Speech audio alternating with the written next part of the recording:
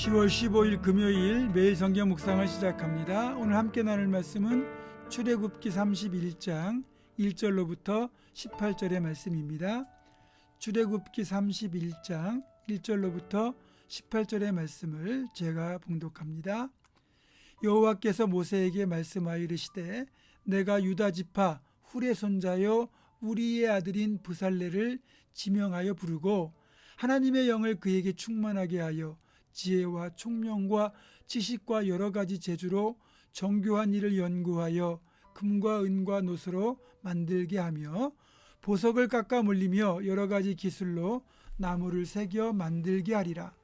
내가 또 단지파 아히사막의 아들 오홀리압을 세워 그와 함께하게 하며 지혜로운 마음이 있는 모든 자에게 내가 지혜를 주어 그들이 내가 네게 명령한 것을 다 만들게 할지니 곧 해막과 증거계와 그 위의 속죄소와 해막의 모든 기구와 상과 그 기구와 순금 등잔대와 그 모든 기구와 분향단과 번제단과 그 모든 기구와 물두멍과 그 받침과 제사직을 행할 때 입는 정교하게 짠 의복 곧 제사장 아론의 성의와 그의 아들들의 옷과 관유와 성소의 향기로운 향이라.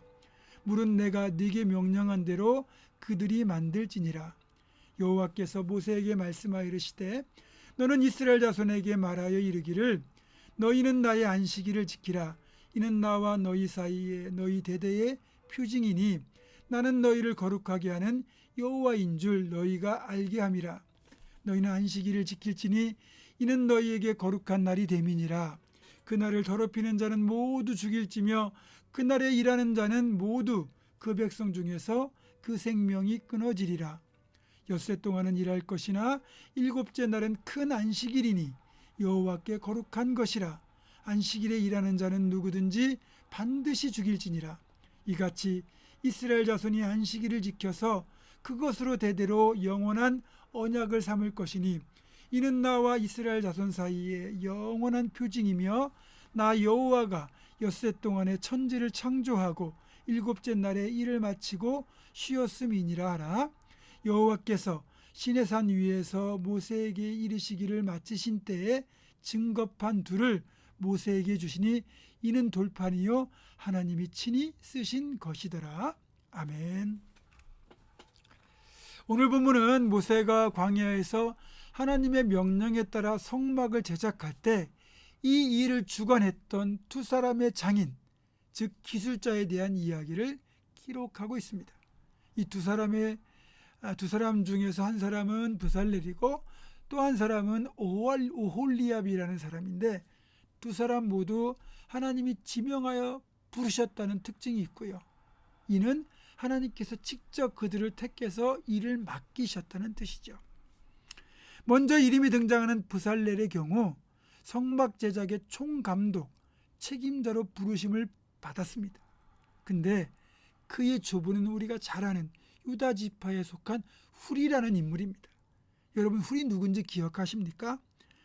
아론과 함께 모세를 도와 이스라엘을 이끌었고 르비딤 산 꼭대기에서 모세의 팔을 붙들고 기대에 동참하여 아말렉과의 전쟁을 승리로 이끌었던 사람이에요.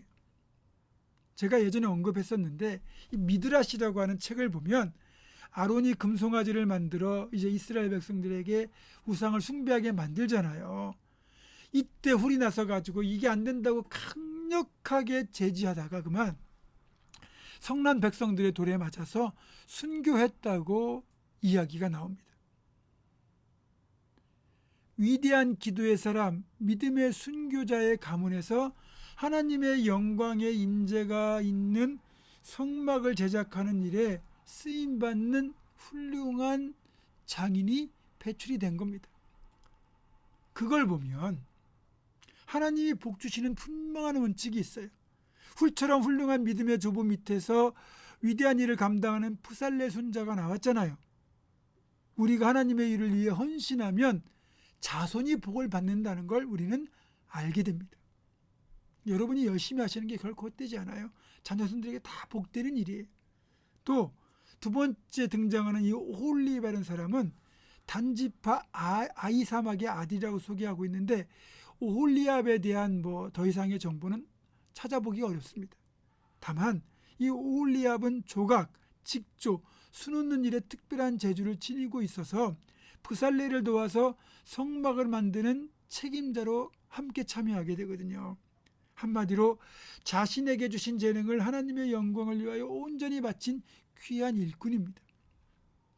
이렇게 부살렐과 오홀리압 두 사람이 이 하나님의 성막을 만드는 책임자로 세워지고 이제 부살렐이 총감독, 오홀리압이 보조하는 역할로 해서 여기에다가 이제 여러 가지 재능을 가지고 성막 제작에 참여하기를 원하는 사람들이 함께 참여해서 최종적으로 성막을 완성하게 되거든요. 하나님의 나라의 역사가 마치 이런 모습입니다. 많은 사람들이 한 마음이 되어 함께 헌신하여 이루어가는 거죠. 어느 한두 사람의 희생이 아니라 많은 사람들의 헌신과 참여를 통하여 성막이 완성되는 것처럼 하나님의 역사는 그렇게 이루어지는 겁니다. 우리가 그 한 사람이 되어야 돼요. 그리고 여러분이 보시면 이 메마르고 황량한 광야에서 성막을 어떻게 만듭니까? 불가능해 보입니다. 그런데 하나님께서 우리에게 어떤 불가능한 일을 만약 맡기셨다. 그렇다면 하나님이 우리가 감당할 수 없는 그 부분까지 다 책임지고 해결해 주신다는 것도 깨닫게 돼요. 자, 어떤 일을 하려면 반드시 세 가지가 필요하거든요. 사람이 필요하고 또 물질이 필요하고 성령이 필요해요. 근데 하나님이 이 세 가지를 다 채워주세요. 이 광야 한복판에서 어떻게 물자와 사람을 조달할 수 있겠습니까? 그런데 보시면 출애굽하던 날 이스라엘 백성들이 이집트 사람들에게 금은 보화를 달라고 요구하게 하거든요. 이집트 사람들은 어쨌든 이스라엘 백성들 빨리 내보내야 되니까 달라는 대로 다 줍니다. 그리고 이스라엘 백성들이 자기들이 그렇게 확보한 금은 보화나 필요한 물건들을 광야까지 다 각자 운반해 왔다가 성막을 짓겠다고 하니까 기쁜 마음으로 자원해서 성막에 필요한 재료들을 바쳤습니다. 그래서 성막 제작에 필요한 물질이 다 해결이 됐습니다. 다음으로는 사람이 문제잖아요. 아무리 재료가 좋아도 요리사가 없으면 맛난 요리가 나올 수 없는 것처럼 건축 자재가 다 준비되어 있어도 그걸 깎고 다듬고 식양대로 설계도대로 만들 수 있는 기술자가 없으면 소용없거든요. 근데 오늘 본문을 보니까 부살렐과 오홀리압이라고는 아주 뛰어난 기술자, 장인들이 있었고 여기에 또 다른 재능을 가진 일꾼들이 자원하여 함께 동참함으로써 사람도 다 해결이 됐습니다. 마지막으로 성령인데 하나님의 영이 충만하지 않으면 제 아무리 사람과 물질이 갖춰져 있다 하더라도 일이 틀어지게 돼 있거든요. 분란이 일어나고 다툼이 일어나고 그리고 마음이 틀어지기 때문에 일이 제대로 안 돼요. 하물며 거룩하신 하나님의 영광을 위하여 아름다운 성막을 짓는데 다툼과 분란이 있다? 그럼 안 되잖아요. 그런데 오늘 3절을 보니까 부살렐과 오홀리압 이렇게 하나님이 부르신 사람들이 하나님의 영과 지혜를 충만하게 하셨다고 되어 있습니다. 그러니까 성령도 하나님이 채워주신 거죠.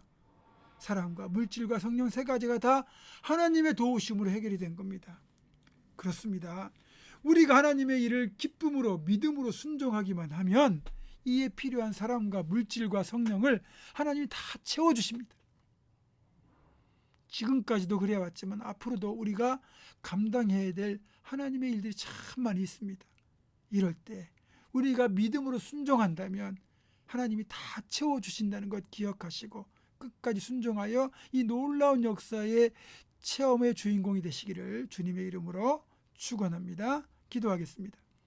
하나님, 성막을 만들 때 이에 필요한 사람과 물질과 성령 하나님이 친해결해 주셨고 그저 이스라엘 백성들은 순종하여 그 일을 감당했던 것처럼 이 시대에도 하나님의 일에 하나님이 우리가 필요하셔서 부르신다면 우리가 채울 수 없는 것을 능히 채우신다는 사실을 기억하면서 저희들은 기쁨으로 헌신하고 순종하게 하여 주시옵소서.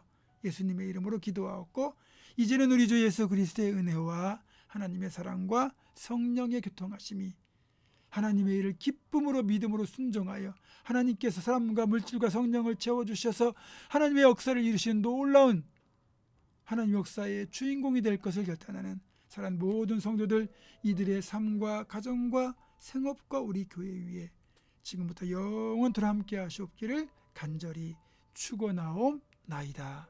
아멘.